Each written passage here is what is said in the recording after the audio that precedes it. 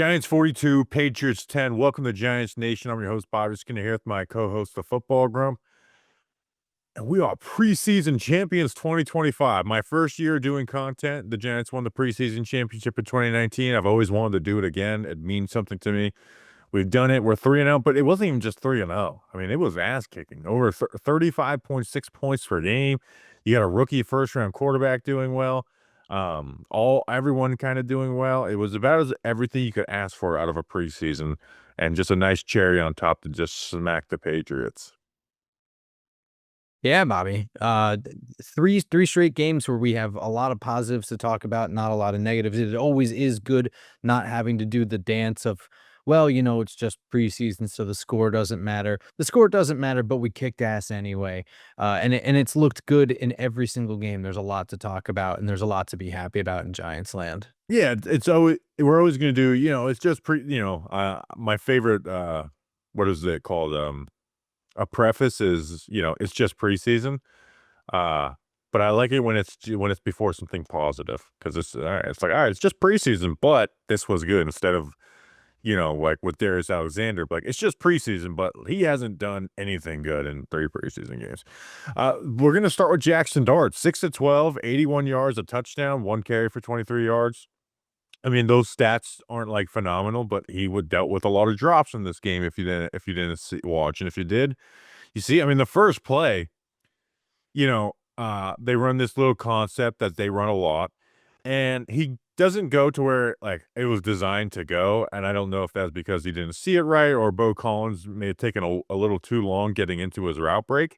So, but he hangs in the pocket with good protection, goes and finds Gunner, and Gunner turns that play into a 50-yarder. 2 plays later, like, they give him a man identifier with the motion, right, to let him know he's in man coverage. He finds Greg Dulcich, hits him on that post route, touchdown.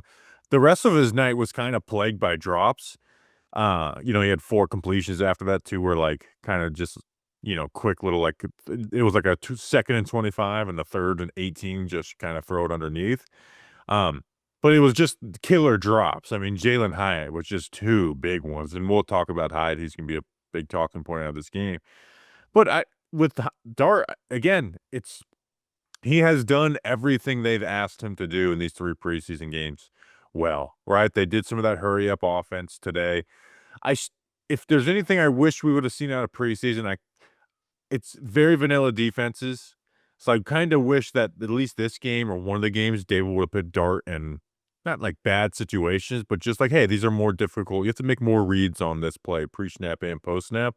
But they're trying to get him comfortable, and I mean, he's got to be on cloud 9, because he's done everything they've asked him to do. Yeah, I mean, I think they're trying to keep his confidence level pretty high, and while he gets acclimated to everything here. The throw to Gunner was pretty great, because I actually do think that he had Beau Collins if he had been able, not been able to hang in the pocket, but it wasn't. It might have been a little bit late on Beau Collins, but he steps up in the pocket, sucks in linebackers, and kind of opens up. He keeps his eyes downfield. I mean, we know Jaxson Dart is a guy who likes to scramble, a guy who likes to run. I think it was Dane Brugler who kind of criticized that his eyes get sucked down to the line of scrimmage a little bit too early, but kept his eyes downfield. And, he kind of brought Gunner to be even more open than he was, gave a huge pathway for him to scamper 53 yards down the field. And then the throw to Greg Dulcich to follow that in the end zone was a bullet over the linebacker's head. Nice on the slant, just hit him right in stride. Could have maybe been a little bit more in front of it, but I don't think you can ask for much more of an accurate pass. And I actually think that, I think the play before that, he kind of rolled out to his right and was trying to hit, improvise a little bit and hit Thomas Fidone along the sideline in the end zone. I think he actually could have, if it was like a slightly better pass, but now we're talking about like elite level throws.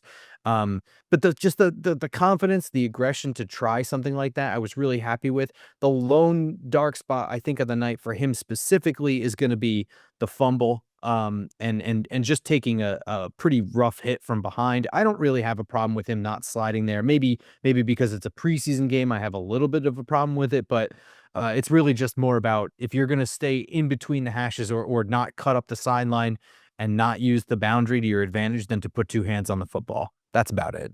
Yeah, like you said, because it could take a nice drive. You don't wanna fumble. And then the sliding thing is just hopefully he doesn't get hurt, and hopefully he's able to not figure it out, but just I guess, yeah, figure it out. Like, dude, you've gotta do this, you know? Because I used to get fired up when Daniel Jones would, like, run somebody over or just put his shoulder down, and then I slowly was like, "You know what? I don't like this stuff as much anymore." Like, he's gotten way too many injuries. Um, no, I don't want that to go away totally. Like, if it's the playoffs, put your shoulder down. You're trying to get into the playoffs, put your shoulder down, but overall, I'd like him to just keep himself, healthy, and he got evaluated for concussion. Not because I guess he said he got the wind knocked out of him, and so Brian Dable said that too. Um, but, you know, he was alright. But he finishes this preseason 32 of 47, you know, almost 400 passing yards, 3 passing touchdowns, no interceptions, uh, 60 rushing yards, one rushing touchdown on a QB sneak. Again, he has done everything they've asked him to do and a little bit more, you know, with some playmaking as well.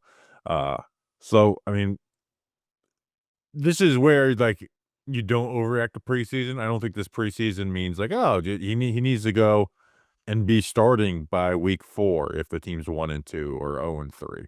That's where I'm not gonna overreact, and I always go back and forth of, like, when should these guys play, you know, because some guys play early and they're great. Some guys sit and they're great, and there's examples of both being failures as well too.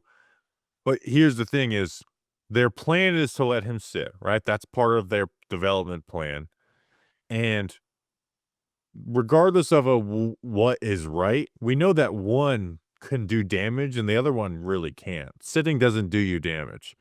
Playing could. Maybe, you know, maybe it's I kinda subscribe to a little bit of, like, the great ones are gonna figure it out no matter what, but that middle ground is where I think the guys could sit. Um But that's what I'm not gonna overreact to. I don't go away from this preseason, them making him very comfortable against, again, very vanilla defenses and be like, "Ah, well, now he's gotta play." I just look like, "Hey, we're trying to check these boxes, right? We started camp a little slow, got better. Preseason, looked good, awesome, but I'm not rushing to insert you because you had a good preseason either."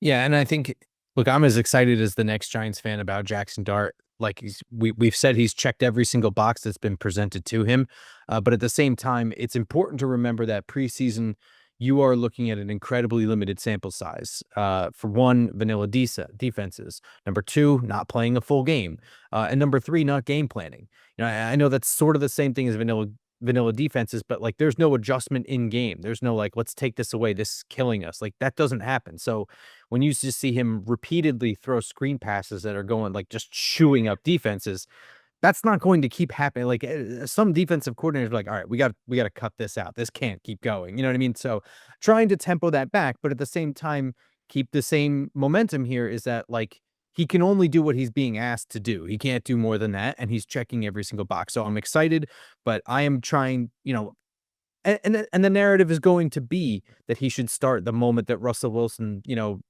starts checking stuff down and they can't get chunk plays in a game that they need to score or you know takes a bunch of sacks or something like that. Like for me, I'm a more conservative approach kind of guy. I have no problem with, you know, I don't want to say like punting on this year, but like I just don't I understand that Jaxson Dart represents more than just my immediate in gratification.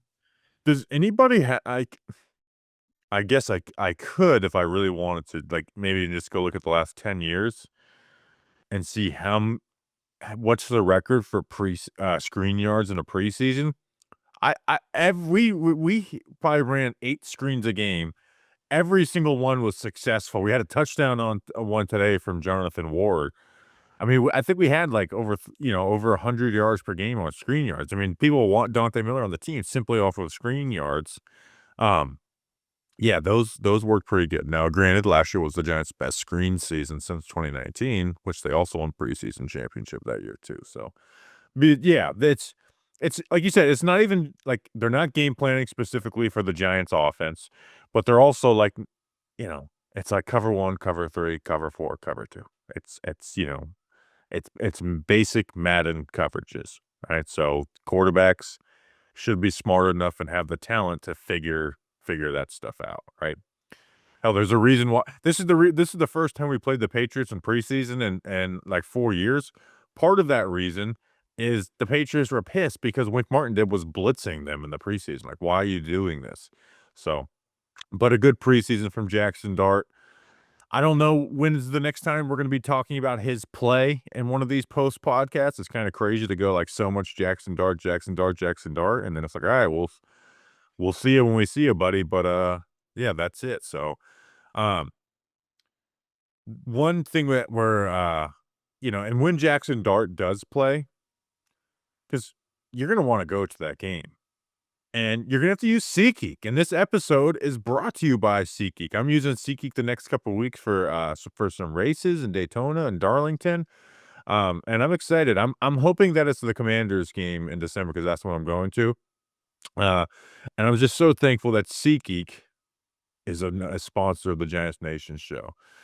With over 28 million downloads, SeatGeek is the #1 rated ticketing app. There are more than 70,000 events listed on SeatGeek, including concerts, sports, festivals, and more. The NFL season's right around the corner. MLB is in full swing, and even the NHL and NBA, they're not so far behind.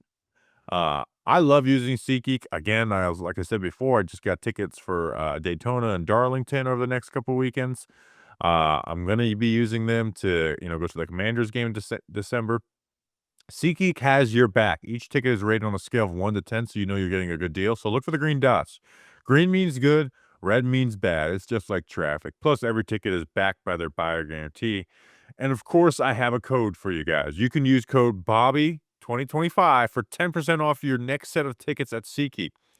That's 10% off any tickets with promo code Bobby2025. Add it now, by the way, too. Like, you don't need to buy a ticket to use that code. Just put it in there right now. Make sure you click the link in the description to download the app and have the code automatically added to your account so you can use it later. You'll be glad you did. You'll be glad you did. Be glad you did. Uh, let's talk about the two negative things, and then I think the rest of the episode is going to be positive. But like the two negative things I think are the most relevant things to the current team, Sure. and that being Jalin Hyatt and Evan Neal. We'll talk Hyatt first because it ties, because he dropped two passes from Jaxson Dart, two deep passes.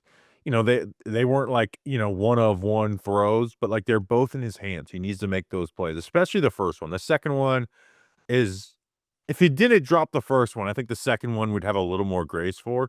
But when you drop the first one, you got to make that freaking play, dude. Now he redeems himself a little bit by having a touchdown catch from Jameis Winston. But here's where drops are not everything for a receiver. They are the biggest way to become hated by a fan base. We hate nothing more than drops. But you can be a productive player who drops the ball sometimes. But with Jalin Hyatt, who doesn't have a starting spot, he's not one of the three best receivers on the team, is very much a one-trick pony, despite that one trick being extremely exciting in the deep pass. You get an opportunity, man. Like, you're facing backups with the Patriots. And again, this is where we I think the Giants would overreact, and we would overreact if he burned those guys 3 times and had 3 big plays, including a touchdown, right? And he should, right? Those guys that he was facing suck. But instead, you have 2 drops, and now instead of being the star of the night, you're now like the most now you're the biggest, like, negative of the night, and it's just like, how do you give this guy opportunities when he's so limited in what he does? He's not a starting player, and the one thing he's limited in when he's done, he hasn't pulled those balls in over the last couple of years. I mean, it's still we're still talking about projection with this guy. He's not healthy often enough to rely on.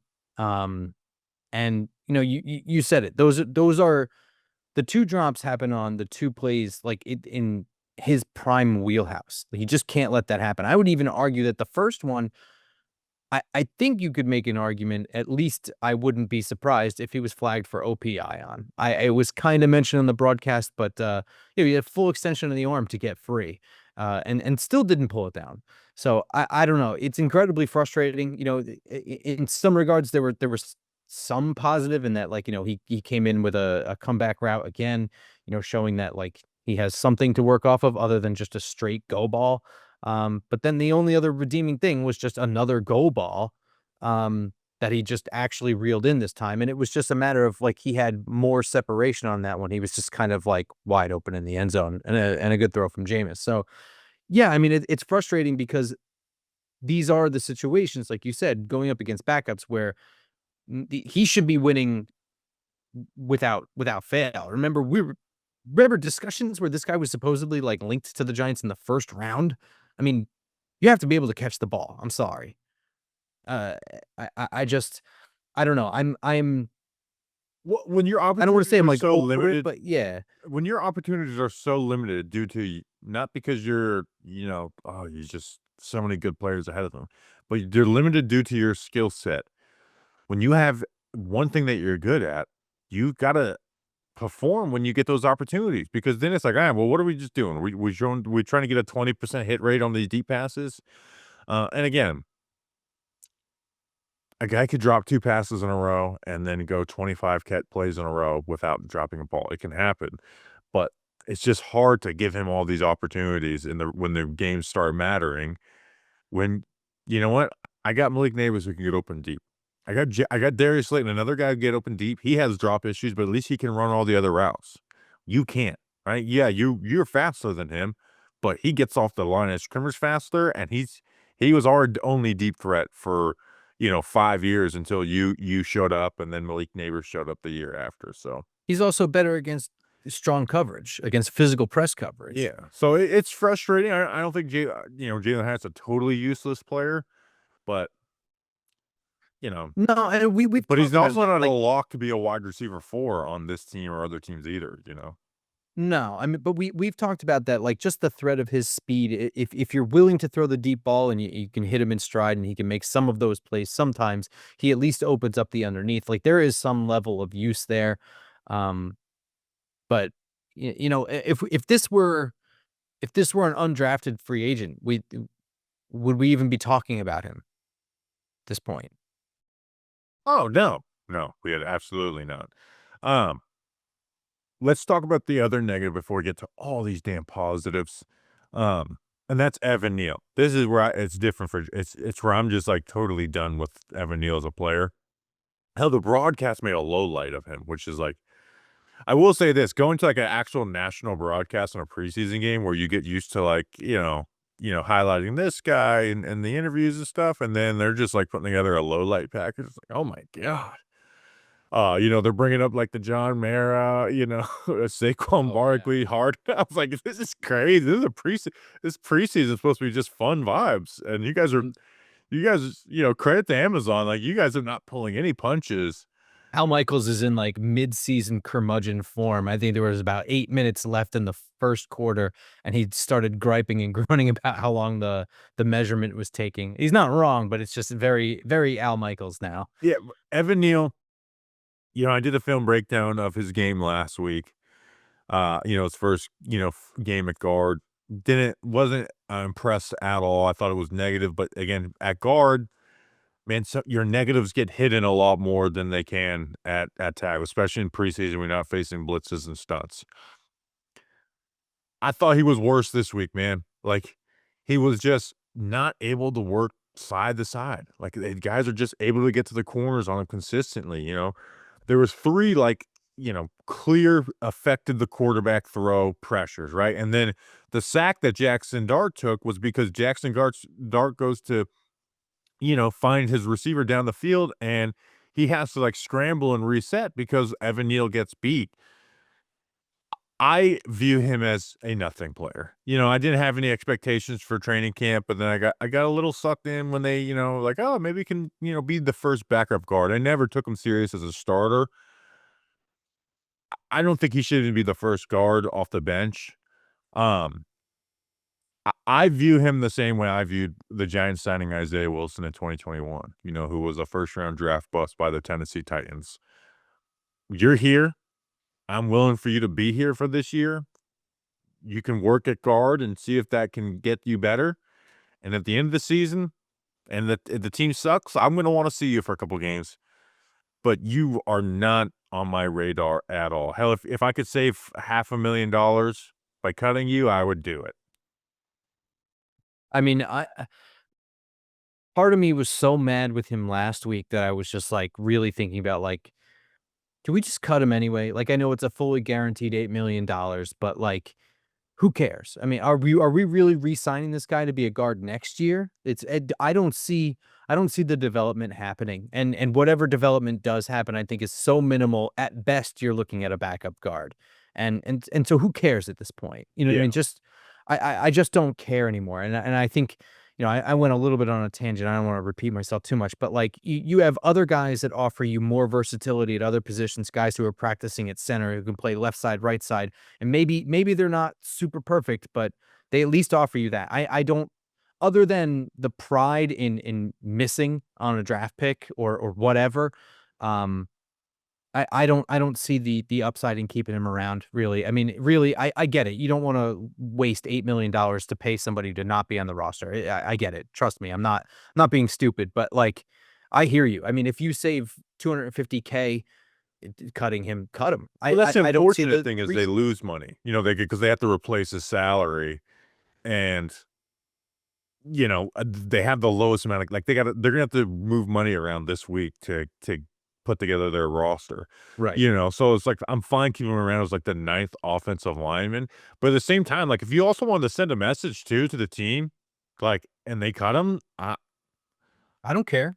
I don't either. Again, like I'm not gonna cry about a vet $800,000 in cap space you essentially lose by having to replace him. Like I'm not about caring about that either, and I just don't have the time for like, well, he's brand new to the guard. Okay, well, he's not brand new to playing offensive line and moving side to side, and it's just not gonna work. Like, it's unfortunately not gonna work here.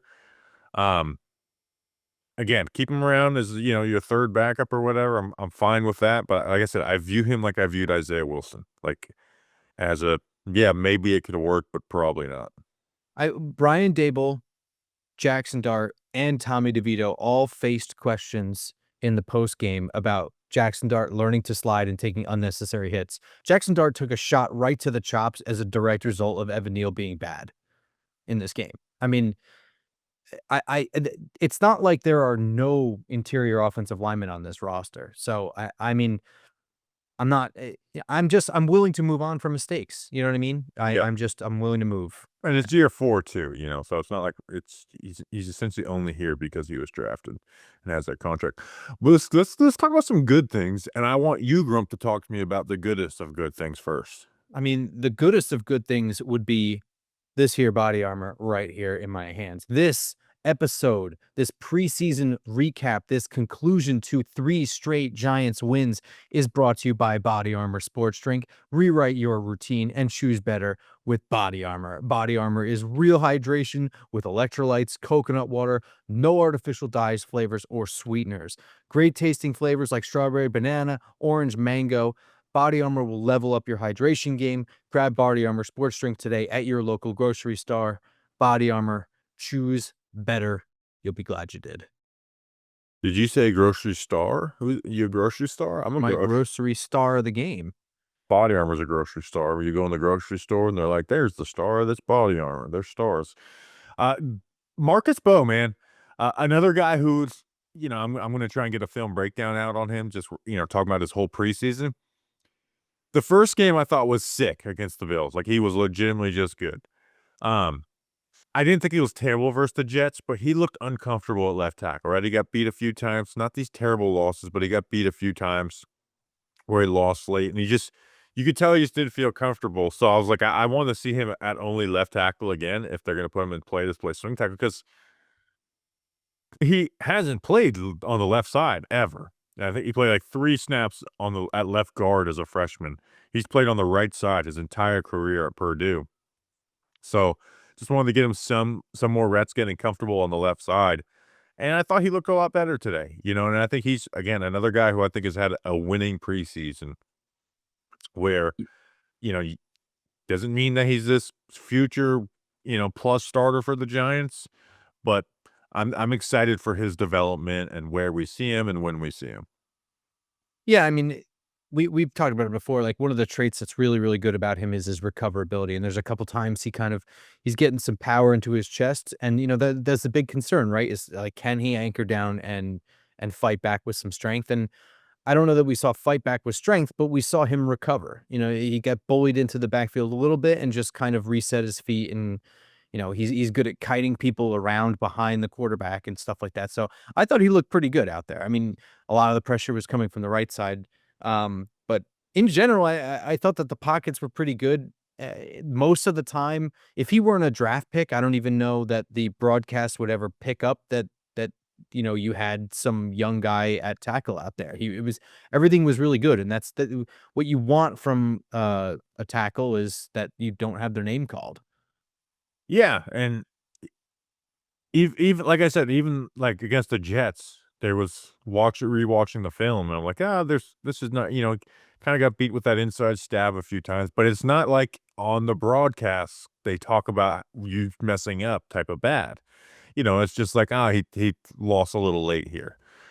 And so you see that consistent now. Again, he hasn't faced any starters really except for a little bit against the Bills, but at the same time, like, he does look a lot, and someone who plays the game at, like, a very technically sound way, switching him to left for the first time, like, that messes with that a little bit, right? You even see sometimes, like, he his one, pressure or one bad play that I saw today where he tries to go and work, like, this hand move and then swipe, and the defensive end just kinda works through it, and it's like, "Alright, sometimes these tricks don't work," and that happens with guys who do so many different things with their hands where they'll just do it at the wrong time, and it'll get them. Even Drew happens to Jermaine Illuminor every once in a while. Illuminor will sometimes, on their three-step drop, will just kinda throw a guy around the corner. Sometimes that three-step drop turns into a five-step because of pressure up the middle, and he's throwing a guy into his quarterback. Um, but overall, really good preseason for Marcus Mbow.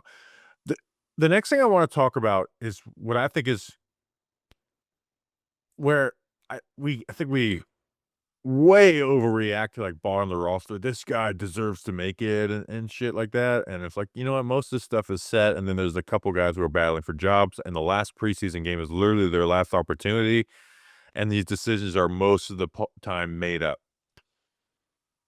The tight ends, Greg Dulcich and Thomas Fidone. I've become way more open to keeping one of these guys as the fourth. Greg Dulcich had 4 catches, 26 yards, and 2 touchdowns. He had the touchdown last week. Thomas Fidone, 4 catches, 39 yards, and a touchdown today. One of these guys is a guarantee to not make the roster, right? They're not carrying 5 tight ends. I don't see them cutting Daniel Bellinger and then keeping both Dulcich and Fidone. Um, I did say in the summer a couple times with Dulcich is I think he'll be a preseason darling because he's got the speed, and you put that speed at tight end against backups, against basic defenses, and it's gonna shine. But he does give you, like, something, like that there is some value to him compared to, some of the other guys where he can just go out there and be fast and win some routes. He's a former wide receiver convert. I I'll never want him as my starting tight end, but as, like, a 3rd tight end, you throw in on 3rd down, especially, when Jaxson Dart's there, like, and he's put up some numbers with Russell Wilson as a rookie. Greg Dulcich can bring some actual value to this team. Not a ton, but some. Yeah, I actually mentioned to you this last week. He's surprising me with how much he's contributed this preseason. And like you said, Russell Wilson, he kind of came here already with some prior connection with him. He raved about Greg Dulcich a couple of times. Although I mean he sings the praises of everybody, but singling out a tight end that I had penciled to not make the roster at all, kind of caught my eye. And he seems to have a good connection with Jaxson Dart as well. Um, I know that Theo Johnson is who they want as their receiving tight end or their do-it-all tight end.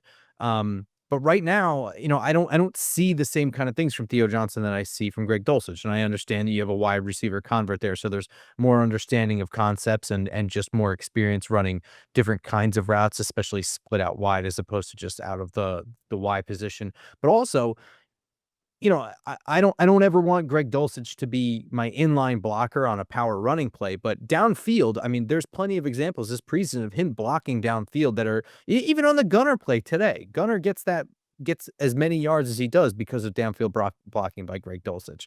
So I, uh, I don't know. I still think that Greg Dulcich is going to be the odd man out because I think Thomas Fidone actually has looked more, um, useful than I expected this Fidone, early, but looked really good today. I get a little bit of cold water on Fidone because Fidone is like he catches most of the things that are thrown his way, good catch radius. But I don't know if he's a good enough blocker. And then number two, I just when he gets to the regular season, I just don't see him as a guy who's gonna get targets. I get that. With Fidone. Where with Dulcich, you can use him in a gadgety role as a third, fourth tight end. Uh, Again, Dulcich should never be your starting tight end. Like it's with tight ends, if you don't bring that blocking value, you better be like a top 5 receiving threat, and Dulcich is not that. But he can have like literally like a Tanner Hudson role, from 2022, where it's like third down, we're gonna put you on the field because you give us more ability to stretch the field or create some yak. Now, I think Theo Johnson is like gonna be getting those snaps, but if Theo Johnson goes down for a game, you now got Bellinger and Chris Manhertz. That's not great on 3rd and 8. Uh, so I think they end up keeping 4 tight ends. I would keep Dulcich. Interesting. Yeah, I mean, we'll see. I mean, I do think that they like Thomas Fidone. I don't know if he's shown enough where they're afraid he won't be able to slip onto the practice squad. If they feel comfortable with that, then I would agree. I think that they will keep Greg Dulcich. He's in my opinion, he offers something that the other 2 don't, and the other 3 don't. Chris Manhertz is your inline blocker, basically another tackle out there that occasionally can slip out in the red zone and catch a touchdown pass. Daniel Bellinger is sort of your all-around guy. He's just an average tight end, does everything average. And Theo Johnson is the guy that you're trying to develop into being like your good do-it-all tight end. And somewhere in there, they would like to, especially with the wide receiver depth the way it is, right? Yeah.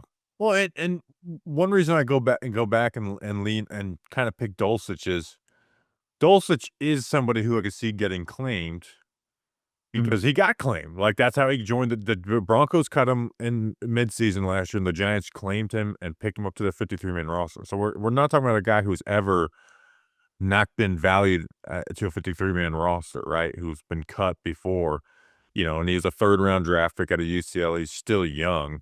Um, so, like, I could see them actually losing Dulcich, right? I don't know if that would happen with Fidone, um, but it's I will say it's one of the more interesting they've gotta cut somebody positions for the Giants in a while. Like, I'm trying to remember, when's the last, like, they've gotta cut somebody at this position where you actually cared about the cut and, like, actually cared about it. I'm not even talking about, like, they made a cut you disagreed with because they should cut. I'm talking about, like, there's 4 or 5 guys Just too battling many for 3 numbers. spots. Yeah, Like, like Mike Quincy Roche over Oshane Ximines, that doesn't count because they coulda just kept Quincy Roche instead of Oshane Ximines. I'm talking about, like, there's just too many. I can't remember. no, me either. We're going back Um too far. maybe some of the comments could help us out. Let's start with, like, the last, like, starter, for the most part. There's some other things like Elijah Chatman and Abdul Carter. Cordale Flott, man, like, now again, he's playing against our old friend John Giles, but 2 pass breakups after a week where he had a pass breakup on a Garrett Wilson 3rd down slant. In camp, he certainly hasn't been great, but he hasn't been terrible either, and he's always had really bad camps. It was his best camp in 4 years. Banks has not had a good camp. Banks has been injured.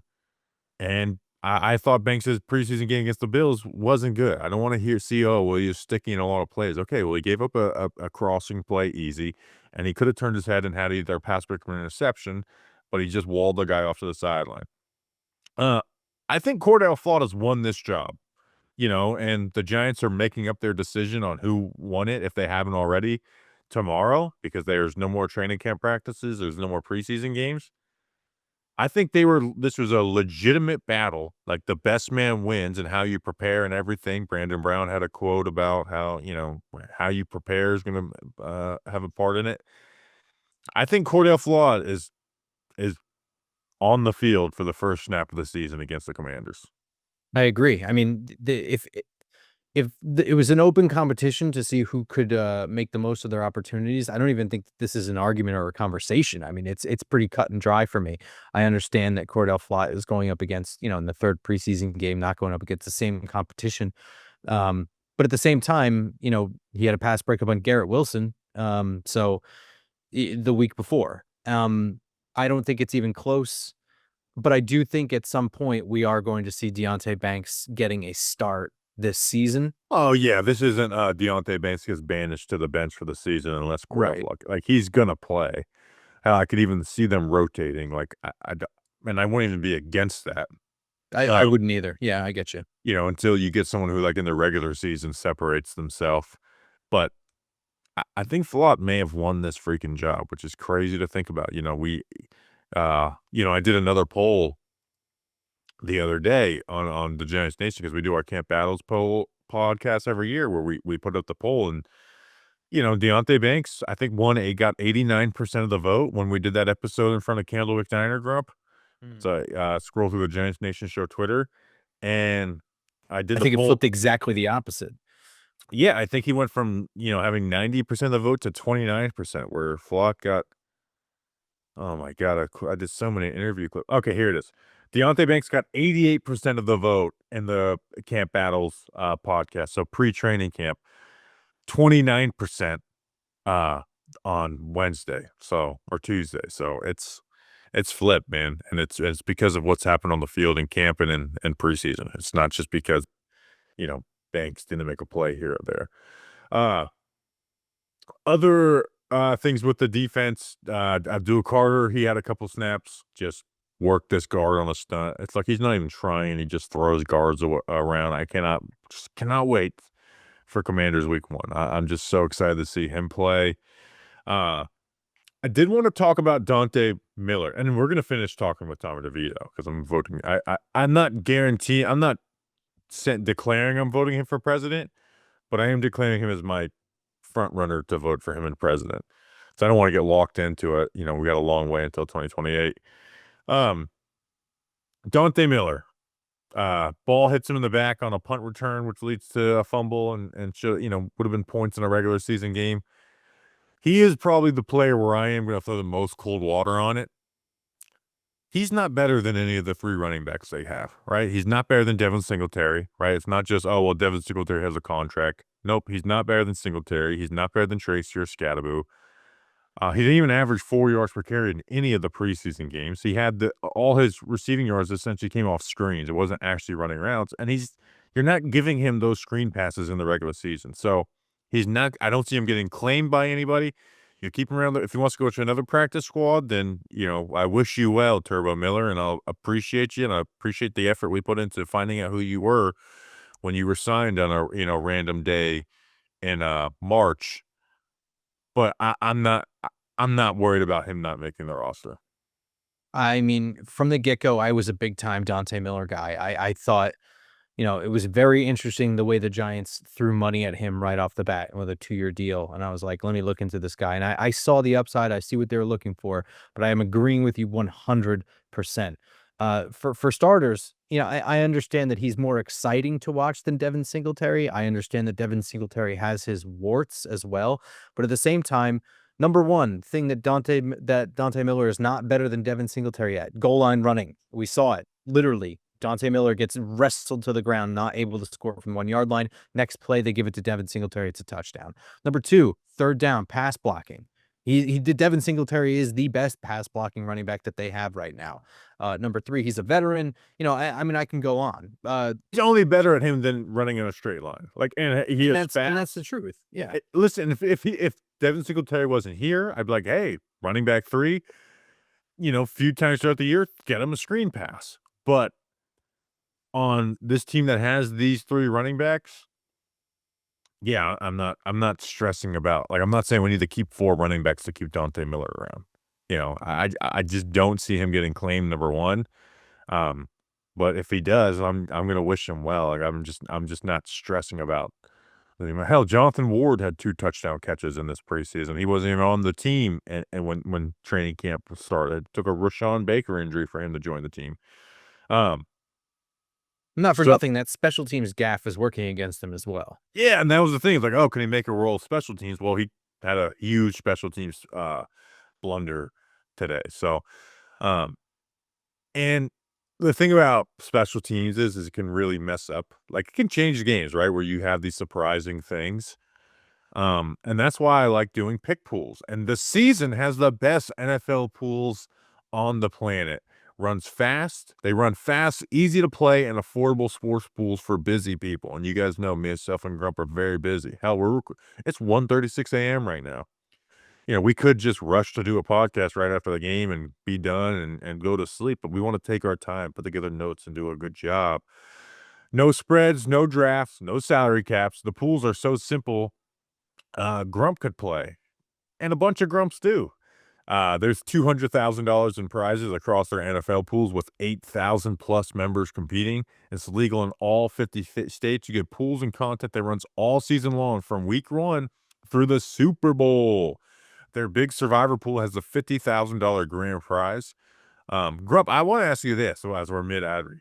You're not even used to doing like night of podcasts. You usually you guys do what I've always wanted to do, is have like a full day to really marinate on a game. How's the change been? Change is fine. I think, I'm Change probably is gonna bad. I end up hate change. but this change I think is nice because it's gonna get more of my, my raw grump emotion in it because I won't have a full day to get over it. Yeah, that's after wins, it's great to record day after. After losses, it's like I wish I could just take a whole day and then come back afterwards. Um, Using our referral links gets you 58% off the 12 pool bundle. Just $50 for 6 months of entertainment.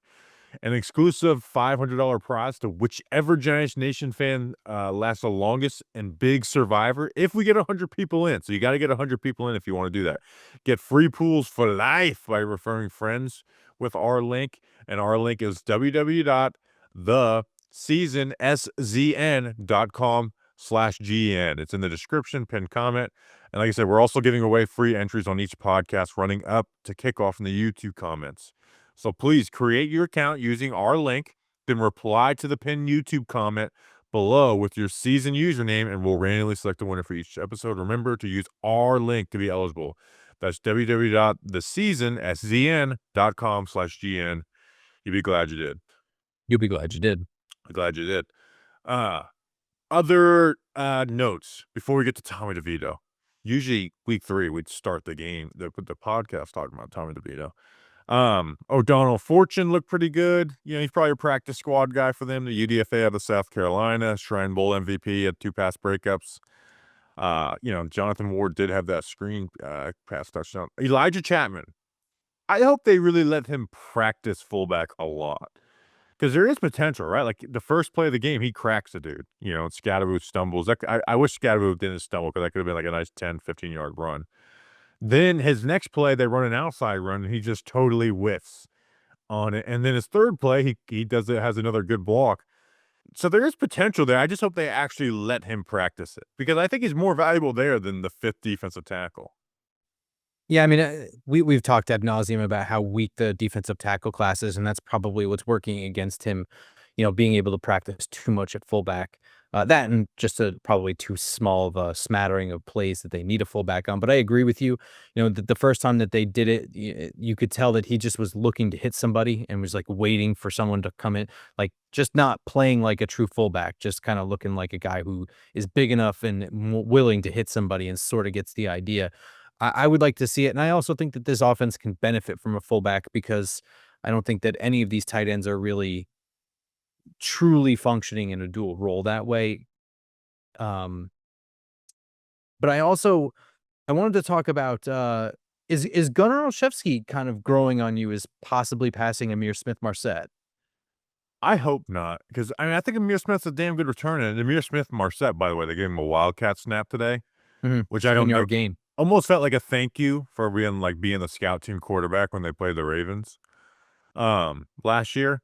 Which he actually, he ended up posting the practice clip like in February, whatever it was. Because he was the scout team, trying to be Lamar. He threw a touchdown pass against the Giants starting defense in practice that time of year. It was a deep one too. It wasn't like he just like checked it down or something. I hope not, because if you're looking at the way Gunner is a receiver, he doesn't actually give you any receiving value. He is the perfect example of like anybody who runs these shifty little quick choice routes in preseason does well because the defense is not preparing for them. Um, and I think Smith-Marsette's a better returner. I don't know. As returners, I feel like they're pretty close. I think I agree that Smith-Marsette is better, um, in that regard. But I don't know. I think I mean, first of all, I don't think that anyone is game planning for the 6 wide receiver on your roster No, anyway. their So receiving value should not matter. They are only returners and special teams players, and I value Smith-Marsette more, so I really hope Smith-Marsette makes the team. Um, no, I mean, and I'll say this: I don't have a really strong opinion one way or another. I'll say this, dude, what a freaking roller coaster night for TJ Moore. I feel terrible for him. So if you don't know who TJ Moore is, was not signed as an undrafted free agent out of Mercer. He was a rookie minicamp invite. He gets signed after rookie minicamp. That's cool, right? I think that's probably the last time you ever hear his name. He has a pick six in this game, a pick six. And that pick six wasn't going to propel him to the active roster or this long NFL career. But it at least would be like, "Hey, man, this is your moment, right? This is your 15 minutes. You get to say, have pictures of you getting a touchdown in an NFL uniform."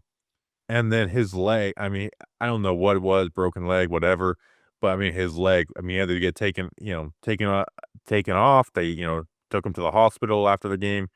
I just kind of feel terrible about him.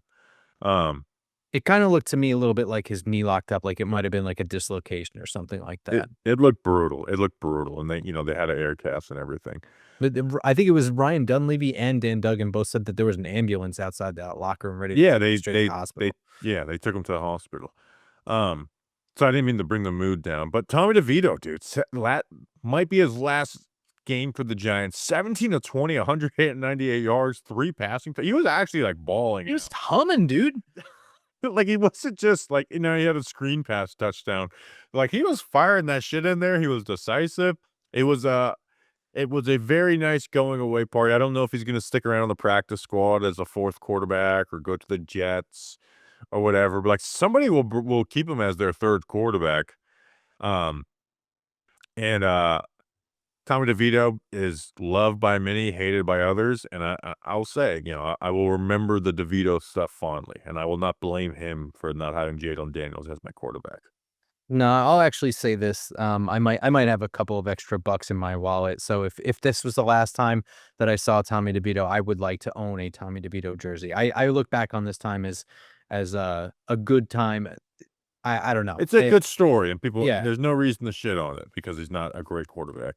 Yeah, I mean, and also he wasn't brought in to be a great quarterback. He's a guy who stepped up to the occasion that he was just in, you know what I mean? Yeah, yeah, UDFA out of Illinois after transferring from Syracuse. But dude, good stuff. I'm telling you right now, like, There are worse second quarterbacks and third quarterbacks around the league for sure. dude, look at some of the other preseason quarterbacks you want, like the Yeah. Patriots guy, for example. Like, this is like, you suck, dude. Like, how did you even play well in college? Like, I don't know how this. 25-year-old rookie there you're talking about. Yeah, I know. Like, how did you last? Like, how did you do well in high school?